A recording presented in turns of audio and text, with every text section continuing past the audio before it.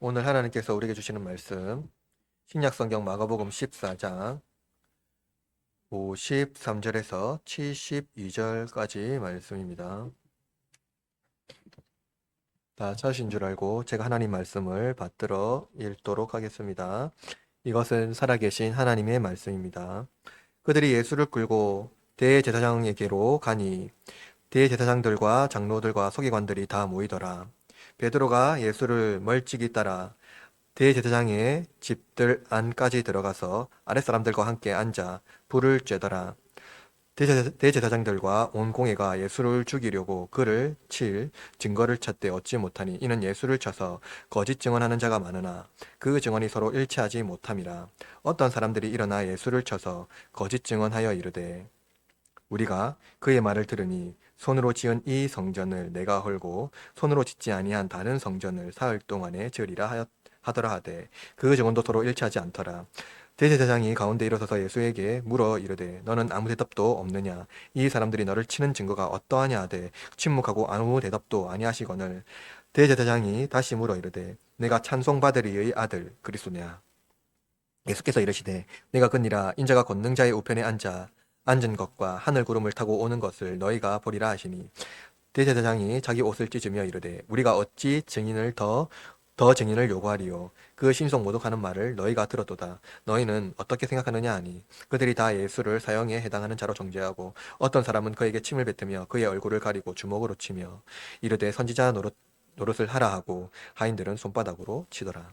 베드로는 아랫뜰에 있더니 대제사장의 요정 하나가 와서 베드로가 불을 쬐고 있는 것을 보고 주목하여 이르되 너도 나사렛 예수와 함께 있었도다 하거늘 베드로가 부인하여 이르되 나는 내가 말하는 것이 무엇인지 알지도 못하고 깨닫지도 못하겠노라 하며 앞뜰로 나갈새 요정이 그를 보고 곁에 있는 자들에게 다시 이르되 이 사람은 그 도덩이라 하되 또 부인하더라. 조금 후에 곁에 서 있는 사람들이 다 다시 베드로에게 말하되 너도 갈릴리 사람이니 참으로 그 도당이니라. 그러나 베드로가 저주하여 맹세하되 나는 너희가 말하는 이 사람을 알지 못하노라 하니 닭이 곧 두 번째 울더라. 이에 베드로가 예수께서 자기에게 하신 말씀 곧 닭이 둘 번 울기 전에 내가 세 번 나를 부인하리라 하심이 기억되어 그 일을 생각하고 울었더라. 아멘. 오늘은 마가복음 49번째 시간으로 누가 하나님 아들의 증인인가 라는 제목으로 하나님의 말씀을 선포하겠습니다.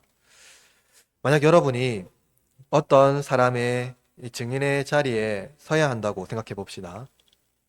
여러분 그 사람이 의인이고 아무런 죄가 없다는 것을 알고 있습니다.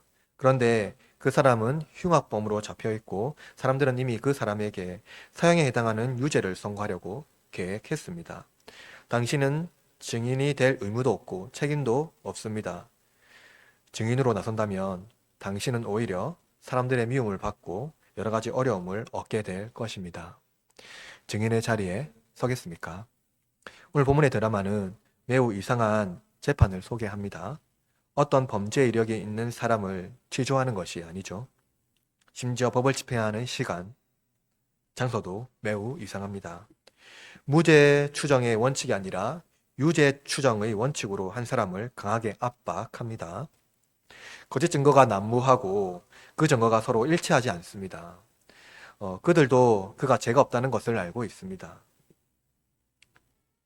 그에게 모든 거짓 증거를 동원해도 죄를 찾지 못했습니다. 그리고 한 사람이 먼 거리에서 신문을 받고 있습니다.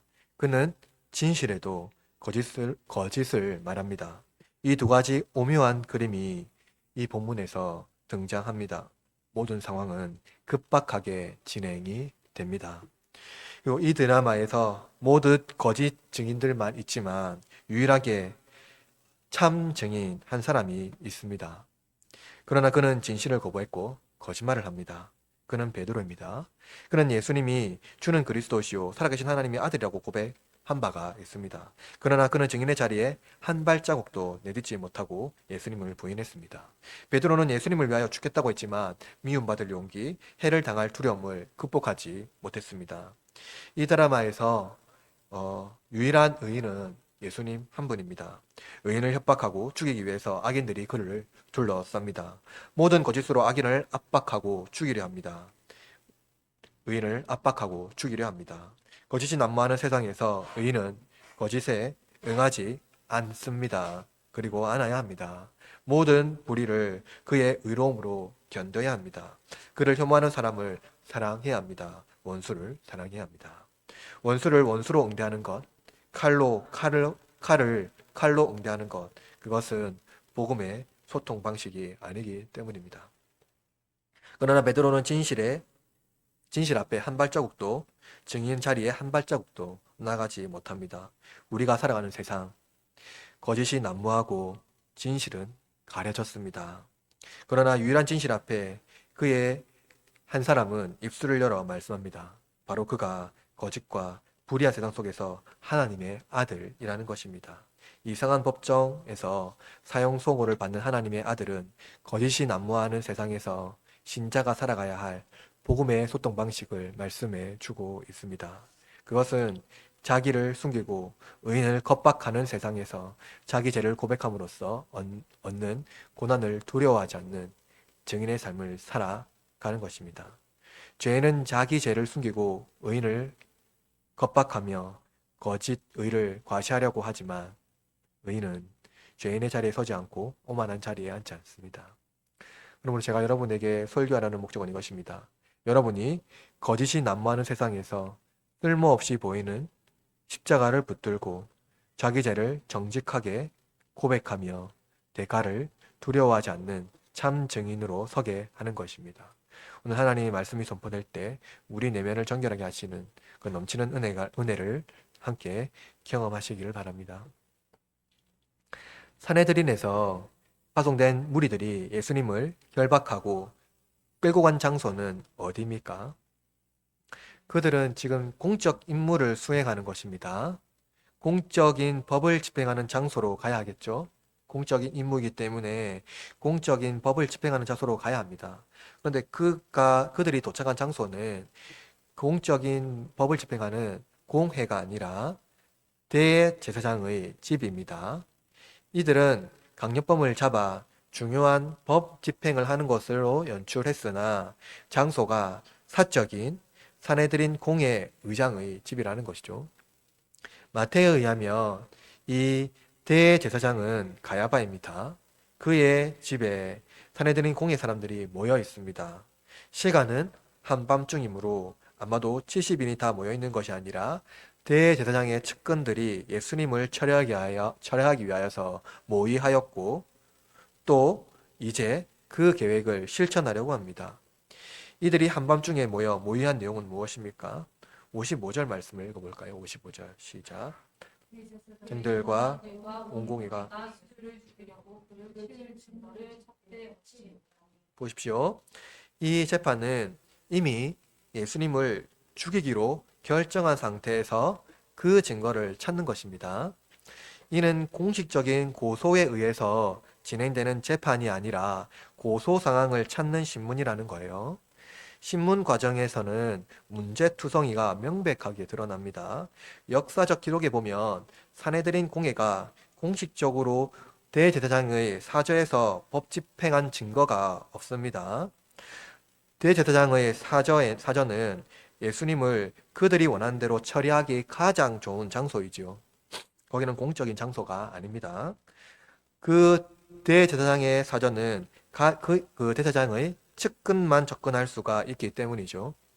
그리고 유대인의 율법과 법 체계를 규정하고 있는 미시나에 의하면, 오늘 우리나라의 헌법 같은 겁니다. 의하면 피고인의 유죄 추정보다 무죄 추정을 원칙으로 했으며 법에서 진행되는 신문과 변호의 과정 이후의 판결은 다음 날 다시 개정되는 것을 원칙으로 했습니다. 그러니까 재판은 두 개이죠. 신문과 판결. 그런데 이 두 재판 모두 낮에 진행되어야 했습니다. 그러나 밤중에 심리가 시작되었고 고소가 결정되기 전에 판결이 결정되어 버렸습니다. 이 모든 것이 새벽이 되기 전에 마무리되었습니다. 이 모든 과정이 속전속결로 진행이 되었죠. 심지어 명절에는 모든 재판이 중지되어야 하지만 이들은 6월절에 예수님을 심판했습니다. 이렇게 본다면 이 법적 과정은 공정한 사법 수사가 아니라 엉터리 수사라는 것을 알 수가 있죠. 사실 이들은 이미 예수님을 죽이기로 결정했습니다. 14장 1절에 보면 이렇게 말하고 있는데요. 이틀이 지나면 유월절과 무교절이라 대제사장들과 서기관들이 예수를 흉계로 잡아 죽일 방도를 구하며, 이들은 예수님을 손안에 넣기 위하여 덫을 놓았고 기회를 엿보았습니다. 그들은 기회를 엿보는 중에 가롯 유다가 예수님을 팔아넘김으로써 예수님을 손안에 넣게 됩니다. 손안에 넣은 예수님을 모든 협박과 고문으로 거칠게 압박합니다. 그럼에도 불구하고 이들은 예수님에게 어떤 증거도 얻지 못합니다. 예수님은 죄가 없으시기 때문이죠. 56절 말씀 읽어볼까요? 56절 시작. 예수께 쳐서 증거를 그렇죠? 사내들인 공예는 예수님에게 유죄 증거를 찾기 위하여 거짓 증거에 의존합니다. 죄를 알지 못하는 사람에게 죄를 발견하는 것은 애초부터 불가능하죠. 죄를 알지 못하는 사람이라니까요. 그죠? 심지어 이들의 신문은 최소한의 요구 상황도 충족하지 못합니다. 율법에 의하면 최소한 2명 이상의 증인의 증언이 일치해야 합니다. 신명기 19장 15절에는 이렇게 말합니다. 사람의 모든 악에 관하여 또는 모든 죄에 관하여는 한 증인으로만 정할 것이 아니요 두 증인의 입으로나 또는 세 증인의 입으로 그 사건을 확정할 것이며 라고 말씀하고 있습니다. 이들의 신문과 재판 과정의 모든 부분에서 그들이 귀하게 여기는 율법의 규정에서 어긋났습니다. 사내들인 공예는 어느 정도 민사나 종교적 문제를 해결할 수 있습니다. 그러나 사형 선고는 로마에 의해서만 집행될 수가 있었습니다. 그러므로 예수님을 로마의 법정에 넘기기 전에 이들은 합법적인 법 근거를 맞추어야 했습니다.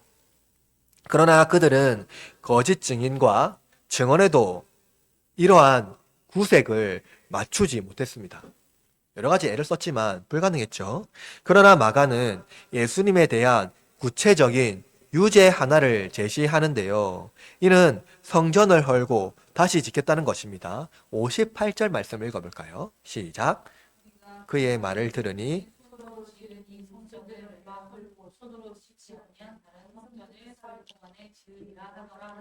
보십시오.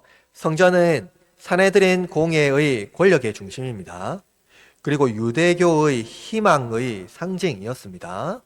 그들은 앞으로 오실 메시아가 예루살렘, 그러니까 헤롯 성전이죠. 예루살렘 성전에 나타날 것이라고 믿었습니다. 그들은 성전을 구실로 예수님에게 유죄 증거를 찾으려고 합니다. 그런데 마가의 기록에 의하면 예수님은 직접 성전을 헌다고 말씀한 적은 없습니다. 복음서 기자 모두가 예수님이 성전을 헐 것이 아니라 무너질 것이라고 예언했습니다. 그리고 예수님은 성전을 다시 일으킬 것이라고 말씀한 바는 없습니다. 성전을 다시 일으킨다고 말한 사람은 딱 한 사람인데요. 그 사람은 요한입니다. 요한복음 2장 19절에는 이렇게 말합니다. 예수께서 대답하여 이르시되 너희가 이 성전을 헐라 내가 사흘 동안에 일으키리라. 그렇죠. 대부분 학자들은 예수님께서 성전에 대하여 하신 말씀, 방금 요한이 하신 이 말씀을 사내들인 공예가 알고 있을 것이라고 주장합니다. 그런데 마가는 예수님께서 하지 않은 말씀을 문장에 삽입했는데요.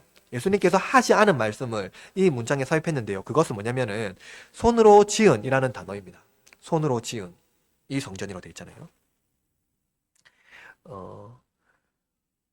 마가가 사내들인 공예의 성격과 예수님께서 성전에서 활동하신 것에 대한 그 가르침에 대하여 깊은 통찰력을 바로 이 단어에서 말씀해 주고 있는데요.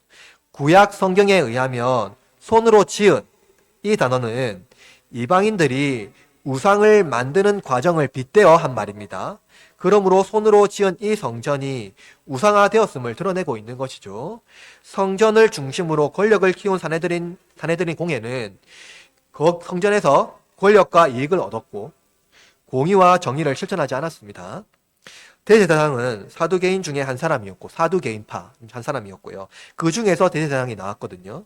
이들은 로마와 협력적인 관계였습니다. 로마에 의해서 권력을 가졌기 때문입니다. 로마가 부여한 권한으로 그들은 부와 권세를 누렸기 때문이지요. 그들에게 성전은 거대한 우상이었습니다. 그들은 우상을 지키기 위하여 하나님의 아들을 제거하려고 합니다. 제거하려는 방법도 무엇입니까? 거짓과 음모입니다. 마가는 그들이 손으로 짓지 아니한 다른 성전을 사흘 동안에 지으리라고 말했다고 하였습니다. 본문에 말하면요. 요한에 의하면 예수님께서 다시 성전을 세우겠다는 그 성전은 무엇입니까? 자기의 몸을 뜻하는 것입니다. 요한에 의하면요. 예수님의 몸. 그죠? 성전을 헐고 사흘 만에 짓겠다는 것은 예수님의 부활을 염두에 두고 한 말입니다. 그러므로 예수님께서 세우시겠다는 그 성전은요. 지금 유대인들이 말하고 있는 예수님의 성전을 막 이렇게 세우겠다는 것이 아니라 예수님이 부활하심으로 예수님의 몸 자체가 세우실 성전을 말하고 있는 것이죠. 즉, 그 성전은 예수님으로 이루어진 그리스도로 오신 그 자체라는 거예요. 그러나 우리는 어떻습니까? 우리의 영혼을 그리스도께서 거하실 성전으로 가꾸지 않고 우상의 처소로 만들고 있습니다. 마치 사내들인 공예와 같이 말이죠. 거짓의 우상, 영광의 우상, 승리와 성취의 우상을 섬기고 있는 것이죠. 거짓으로 우리의 우상을 합리화하고 있습니다. 그들과 같습니다. 증거를 찾기 위하여 거짓을 도모하고 있는 것이죠. 여러분, 거짓이 난무하는 세상에서 유일한 진리는 오직 예수 그리스도죠. 예수님이 없다면 거룩한 장소, 거룩한 직분, 거룩한 사명도 하나님을 만날 수가 없습니다. 그것은 다만 우상에 불과하기 때문입니다. 악인들이 에워싸며 거짓으로 압박할 때 진리로 대응해야 합니다. 거룩한 장소도, 거룩한 직분도, 사명도 우상이 될 수 있습니다. 그것이 나에게 거대한 이익을 줄 것이라는 기대와 안도감은 십자가에서 나를 멀어지게 할 뿐입니다. 그러므로 자기 몸을 거쳐서 우리의 성전이 되신 십자가에 서신 예수님을 바라봅시다. 하나님을 만나는 유일한 길은 오직 예수 그리스도입니다. 다음으로 사내들이는 예수님의 유죄를 증명할 가장 강력한 증언에도 실패함을 알 수 있습니다. 성전을 할 것이다. 이 증언도 실패했지요. 이들의 신문을 그 증언이 서로 일치하지 않았기 때문입니다. 그런데 이들의 신문을 듣고 있던 대제사장이 직접 나서서 예수님을 이제 신문하는데요. 60절 말씀해 볼까요? 60절 시작. 대제사장이 가운데 일어서서 예수에게 물어이르되 너는 아무 대답도 없느냐? 이 사람들이 너를 치는 증거가 어떠하냐? 대제사장이 예수님을 힐난하며 그의 침묵을 암묵적 동의로 예수님의 침묵을 암묵적 동의로 받아들입니다. 지금까지 예수님에 대한 거짓 증언으로 유죄를 입증하지 못했다면 이제 예수님의 입을 열어 무엇이든 유죄를 입증하려고 한 것입니다. 대제사장은 예수님에게 증인들의 증언에 대한 해명을 요구합니다. 해명을 요구하죠. 그는 무죄를 입증할 해명이 아닌 무엇이든 유죄 증거를 얻기 위하여 예수님의 입술을 열도록 유도합니다. 그는 예수님이 어떤 대답을 하든 죄로 울감일 것입니다. 이사야가 예언했듯이 고난 중에 어린 양같이 예수님은 입을 열지 아니하십니다. 시편의 기자가 노래하듯이 원수들이 그를 우겨싸며 힐책하고 돌로 쳐 죽이려 하더라도 입을 열지 아니한 한 사람이 바로 여기 있습니다. 그때 대제사장이 예수님께 이렇게 말씀합니다. 본문 61절 말씀해 봅시다. 61절 시작. 침묵하고 아무 대답도 아니하시거늘 대사들이 대단하게 하심으로 이르되 이거라 찬송받으니 안되고 있습니다. 그렇죠? 지금까지 사내들인 공예가 증언한 모든 말은 거짓이지만 대제사장의 이 말은 유죄 증거를 얻기 위하여 한 말임에도 불구하고 그 말은 진실이었습니다. 한글 성경에는 이 말씀이 의문사로 표현되고 있죠. 질문형으로 표현되어 있지만 실제 헬라어 원문에는 이 문장은 평서문으로 되어 있습니다. 평서문으로 되어 있습니다. 당신은 이렇습니다. 당신은 바로 그 찬송받을 이의 아들 그리스도이다 라고 말하고 있습니다. 베드로의 고백을 대제사장이 다시 언급한 것입니다. 대제사장은 유대인 종교 지도자로서 하나님이라는 단어를 친송받을 이라고 우회하여 말하였지만 유대인들은 그 말이 하나님이라는 것을 알고 있습니다. 그는 예수님이 하나님의 아들 그리스도이다라고 말한 것입니다. 대제사장은 예수님이 하나님의 아들이라는 것을 믿지 않았고 다만 그에게 유죄 선고를 얻기 위하여 한 말이었지만 이것이 예수님의 죄명이 되었습니다.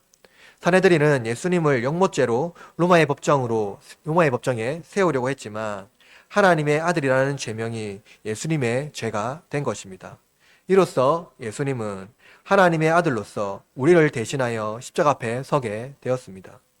예수님은 불의한 법정에서도 성경을 성취하기 위하여 모든 일을 주도하십니다. 그는 자기 십자가를 준비하셨고 또 그 길에 서 계십니다. 수많은 거짓 증거 중에 대제사장의 의도하지 않은 진실이 예수님의 입술을 열게 했습니다. 본문 62절 말씀을 봅시다. 62절 시작. 예수께서 이르시되 내가 그니라 인자가 걷는 자를 편에 앉은 것과 하늘을 타고 오는 것을 너희가 보리라. 예수님의 말씀을 마가복음 전체 구조에서 보면 마가가 그리는 예수님에 대하여 알 수 있습니다. 마가복음의 표제는 하나님의 아들 예수 그리스도의 복음의 시작이라입니다. 그러나 마가는 하나님의 아들이라는 사실을 숨겼음을 알 수가 있는데요. 그것은 귀신들이 예수님을 하나님의 거룩하신 아들이라고 고백할 때 귀신을 꾸짖으며 잠잠케 하셨고 병자를 고치실 때 예수님께서 행하신 기적이 소문이 나지 않도록 주의시켰습니다. 뿐만 아니라 오병이어 기적을 베푸신 허다한 무리들이 예수님을 왕으로 모시려고 할 때 예수님의 제자들을 재촉하여서 무리를 돌려보내시고 홀로 한적한 산으로 기도하러 가셨습니다. 그러나 예수님은 지금까지 하나님의 아들이라는 침묵을 깨고 이제야 자신이 누구인지 고백합니다. 내가 그다. 바로 내가 하나님의 아들이다. 라고 긴 침묵을 깨고 이제야 예수님이 자신을 드러내십니다. 왜 예수님은 이제야 하나님의 아들이라는 사실을 드러내셨을까요? 예수님은 더 이상 사람들이 예수님의 머리에 금 면류관을 씌우지 못할 때, 영광과 존귀의 길을 걸어가지 못할 때, 그들이 기대하는 메시아 이상을 실현하지 못할 때, 바로 그때 내가 하나님의 아들이라고 고백합니다. 오직 고난의 자리에서만 예수님은 자신이 하나님의 아들이라고 고백할 수가 있습니다. 십자가를 제외한다면 예수님은 그리스도가 될 수 없고 십자가를 제외한다면 우리는 하나님 아들 앞에 갈 수가 없습니다. 예수님은 십자가 앞에서 자신이 하나님의 아들이심을 드러내십니다. 하나님은 십자가에서 우리의 인생에 침투하십니다. 우리의 고통에 참여하십니다. 우리의 현실에 들어오십니다. 그러나 우리는 타인의 삶에 깊이 관여하거나 그들이 우리 삶에 깊이 들어오는 것을 싫어합니다. 그들이 우리를 비난할 것을 두려워하기 때문입니다. 그러나 예수님은 우리의 삶 깊숙한 곳에 침투하십니다. 그분은 우리의 고통을 끌어안고 십자가를 지십니다. 십자가 앞에서 우리의 죄가 폭로될 때 예수님은 우리의 죄를 끌어안고 십자가에 오르셔서 우리에게 말씀하십니다. 그래 내가 하나님의 아들이다. 그는 우리를 정죄하지 않으십니다. 그러나 여기 한 사람을 보십시오. 그는 옷을 찢으며 예수님에게 사형에 해당하는 유죄를 선고합니다. 마가복음 오늘 본문 63절 말씀을 볼까요? 63절 시작. 서장이 자기 옷을 찢으며 이르되 어찌 더 증인을 요구하리요. 그는 각본대로 예수님이 입술을 열자마자 사람들이 보는 앞에서 옷을 찢으며 강력범을 혐오하듯이 사람들에게 소리칩니다. 우리가 어찌 더 증인을 요구하리요. 더 이상 증인이 필요 없다는 겁니다. 그는 성전을 지키고 예수님이 자기 삶에 들어오는 것을 거부합니다. 그의 내면에 꽈리를 틀고 앉아있는 우상이 그 앞에 앉아 있습니다. 그가 사람들에게 하는 말씀을 들어보십시오. 64절에 그 신성모독하는 말을 너희가 들었도다. 너희는 어떻게 생각하느냐 하니 그들이 다 예수를 사형에 해당하는 자로 정죄하고 대제사장의 사저에 모인 산헤드린 공회와 무리들이 예수님에게 사형을 선고합니다. 사형을 선고하기 위하여 다음날 편결을 위하여 모여야 하지만 그 현장에서 즉시 편결을 마칩니다. 대제사장은 편결을 하기 전에 이미 예수님에게 신성모독이라는 죄명을 씌웁니다. 그리고 정죄합니다. 신성모독은 본래 하나님의 이름 자체를 저주하는 죄를 의미합니다. 하나님의 이름 자체를 저주하는 겁니다. 그러나 예수님은 하나님의 이름을 저주한 적이 없습니다. 그들은 무엇이 예수님이 하나님의 신성모독을 했는지 분명히 제시하지 못했습니다. 그들의 생각대로 예수님은 단 한 번도 예수님 스스로 그리스도라고 메시아라고 주장한 적이 없고 오히려 유대인들이 예수님을 해방자, 메시아로 왜곡하지 않도록 예수님은 깊이 주의를 기울였습니다. 특히 예수님은 그리스도라는 칭호를 사용하지 않고 인자라는 칭호를 사용함으로써 유대인들의 왜곡된 인식에서 벗어나 참된 그리스도의 길을 걸어가셨습니다. 그리고 만약 예수님이 자칭 메시아라고 한 것이 신성모독이라면 당시 자칭 메시아는 넘쳐났습니다. 많은 사람들이 자신을 메시아라고 말하며 유대인 봉기를 이끌었습니다. 이 장면에서 하나님을 욕되게 한 신성모독은 오히려 대제사장이 저지르고 있습니다. 그가 신문하고 저주하고 있는 바로 그 사람이 하나님의 아들이기 때문입니다. 그들은 예수님을 심판할 자격이 있다고 생각하지만 하늘 구름을 타고 하나님 보좌 우편에 앉으셔서 그들을 심판할 구주를 보게 될 것입니다.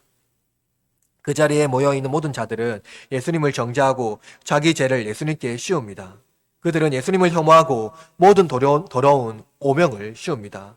이들의 행위를 보십시오. 65절에 어떤 사람은 그에게 침을 뱉으며 그의 얼굴을 가리고 주먹으로 치며 이르되 선지자 노릇을 하라 하고 하인들은 손바닥으로 치더라. 그들은 예수님의 얼굴에 침을 뱉고 눈을 가리고 주먹으로 때리며 선지자 노릇을 하라고 조롱합니다. 이는 십자가 위에 계신 예수님에게 군중들이 조롱한 것입니다. 그러나 여러분, 그래 나다 라고 하신 낯선 예수님의 모습에서 우리는 무엇을 볼 수가 있습니까? 가시 떨기 나무 아래에서 모세를 부르신 하나님을 기억해야 합니다. 내가 그다. 나는 나다. 나는 스스로 있는 자다. 라고 하신 그 하나님을 기억해야 합니다.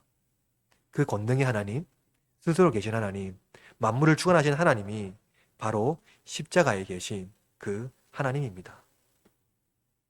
우리는 부당한 재판 중에 계신 낯선 예수님을 직면합니다.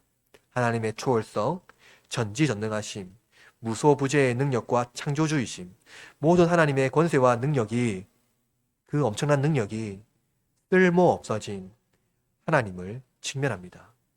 이제야 바로서 내가 하나님의 아들이다 라고 고백하십니다. 그가 진정 우리를 자유케 합니다. 우리를 위하여 그의 온몸으로 우상을 허무시고 새 보금자리를 마련해 주십니다. 우리는 쓸모없어진 하나님을 통해 하나님 앞에 나아갈 수 있는 담력을 얻게 됩니다. 예수님은 거짓 증인들 앞에 유일한 의인이지요.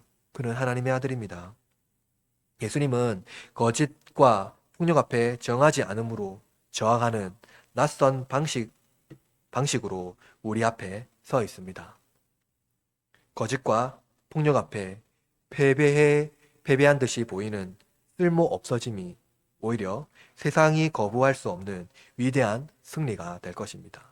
이 역설적인 그리고 낯선 방식으로 예수님은 저와 여러분을 초대합니다. 그렇다면 여러분, 거짓 증거로 하나님을 모욕하는 시대에 증인의 삶을 살아갈 수가 있을까요? 누가 그 증인의 삶을 살아갈 수 있겠습니까? 마지막으로 저는 한 증인을 여러분에게 소개하려고 합니다.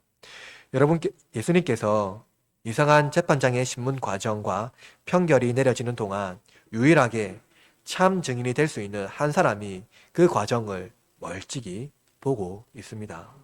그는 예수님의 가장 측근이며 가장 가까이서 예수님을 따르던 제자 베드로입니다. 그는 예수님이 결박된 후에 도망갈 줄 알았던 베드로가 멀찍이 예수님을 결박한 무리들 뒤를 따라갑니다. 그리고 아랫뜰에서 추위를 녹이며 불을 쬐고 있습니다. 그는 이 부당한 거짓 증인들의 횡포를 두 눈으로 보았고 죄 없는 의인의 고난을 보았습니다. 베드로만이 이 재판장에서 유일하게 예수님의 참 증인이 될 수 있습니다. 그는 보았고 들었고 또 경험했습니다. 그러나 그는 보았고 들었던 그 모든 것들을 말하지 못했습니다. 베드로에게 대제사장의 한 요정이 와서 조용히 베드로를 축원합니다. 너도 나사렛 예수와 함께 있었다. 그러나 베드로는 매우 거칠게 부정합니다. 그는 두 가지로 부정합니다. 알지 못하고 깨닫지도 못했다고 말합니다. 알지 못했다고 말하면서 그는 애초부터 그런 사람을 안 적도 없다고 말합니다. 관계적으로도 그는 나와 아무런 관계가 아니라는 겁니다. 또 깨닫지 못하고 말합니다. 그렇게 말하면서 갈릴리 일당이 아니라고 그는 부정합니다. 관계적으로도 아무런 관계가 아닐 뿐만 아니라 갈릴리 일당도 아니라고 전면적으로 부정한 것입니다. 베드로는 자리를 옮겨 예수님과 좀 더 가까워진 앞뜰로 나갑니다. 그때 요정이 따라와서 다시 충응합니다.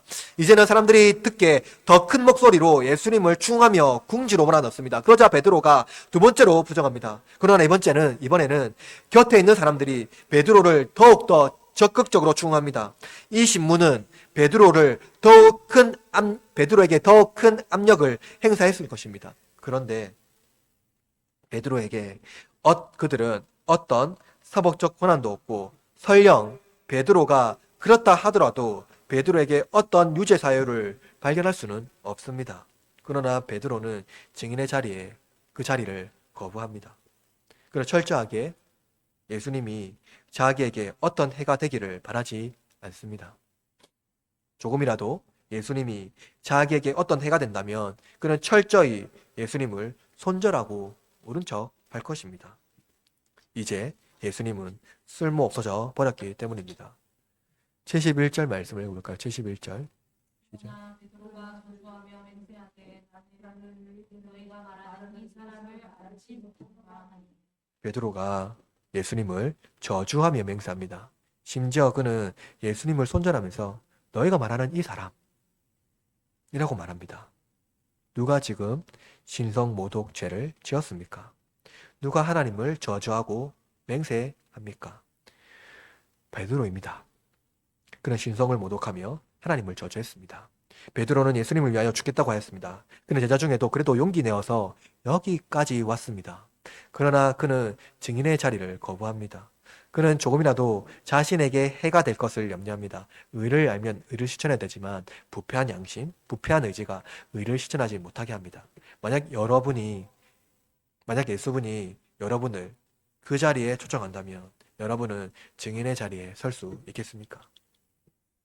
인간은 의를 실천하는 일에도 보상을 요구하고 진실을 말하는 자리에도 해가 된다면 그것을 거부합니다. 진실이 자기에게 유익하다면 응하지만 불리하다면 응하지 않습니다. 진실을 말하되 손익계산을 분명히 하는 것이 인간의 타락한 본성입니다. 누구도 피해갈 수 없겠죠. 사람들에게 미움받을 용기, 아무런 보상이 없어도 진실을 말할 수 있는 담대함, 의를 알면 대가 없이 실천할 믿음이 인간에게 없습니다. 베드로도 마찬가지입니다. 베드로는 그 자리에서 사람들의 미움을 받으면서 예수님의 증인의 자리를 선택할 수 있었습니다. 그러나 그는 제자의 삶을 포기했습니다. 증인으로서의 삶을 포기했습니다. 그는 예수님 때문에 사람들의 미움받을 용기가 부족했고 부당한 해를 받기를 거부했습니다. 1세기 박해받는 그리스도인들에게 베드로의 배신은 어떤 의미로 다가왔을까요? 가장 훌륭하고 모범적인 사도 베드로도 배교의 염려가 없지 않았다는 것입니다. 증인으로 부르심받은 제자 베드로도 예수님을 저주하고 배교했습니다. 하물며 우리는 어떠할까요? 그러나 베드로는 사내들인 공의 사람들처럼 죄를 끝까지 숨기고 죄를 즐기지 않았습니다. 그는 용서받지 못한 죄를 저질러 버렸으나 회개와 용서로 예수님 앞에 나아가 십자가 앞에 굴복합니다. 베드로는 닭이 두 번 울기 전에 세 번 나를 부인하리라 하신 기억되어 그 일을 생각하고 울었더라라고 성경에 기록되어 있지요. 그러나 그 일을 기억하고 그 일을 생각하고라는 이 단어는요, 헬라어 원뜻에서 보면 강력한 충격을 받았다라는 단어로 말하고 있습니다. 행동으로 표현하면 머리를 부여잡고 통회하고 통곡하는 자세를 말하고 있는 것입니다. 마치 벽을 향하여 뛰어가면서 벽에 머리를 쿵쿵 쥐어박으며 자신을 통회하는 상태를 말해주고 있는 것입니다. 신성모독은 용서받지 못할 죄라고 생각합니다. 그러나 여러분, 성경을 보십시오. 예수님 앞에 죄를 고백하고 믿음으로 나온 사람들 중에 예수님이 거절한 사람은 아무도 없습니다. 바울은 이렇게 말합니다. 로마서 5장 20절에서 21절에 율법이 들어온 것은 범죄를 더하게 하려 함이라. 그러나 죄가 더한 곳에 은혜가 더욱 넘쳐나니 이는 죄가 사망 안에서 왕노릇한 것 같이 은혜도 또한 의로 말미암아 왕노릇하여 우리 주 예수 그리스도로 말미암아 영생에 이르게 하려 함이라. 그러나 여러분, 은혜가 우리를 일으키지만 우리의 책임이 없어지는 것은 아닙니다. 베드로도 세상과 다른 복음의 방식, 복음의 소통 방식으로 자기 삶을 채워야 했습니다. 그러나 그는 쓸모 없어지기를 두려워했고 고난에 동참하기를 어려워했습니다. 자기의 일을 포기하지 못하고 낯선 복음을 멀리했습니다. 복음의 소통 방식과 그가 세상과 소통하는 방식은 너무나도 달랐죠. 메시아를 찾고 있던 베드로는 편하진 않지만 애써 쓸모없어진 옛 스승을 멀리하고 모른 척하는 편이 더 안전한 삶을 살아가는 것이라 생각한 것입니다. 그가 의롭지 않아서 불의해서 예수님을 부정한 것이 아닙니다. 여러분은 어떻습니까?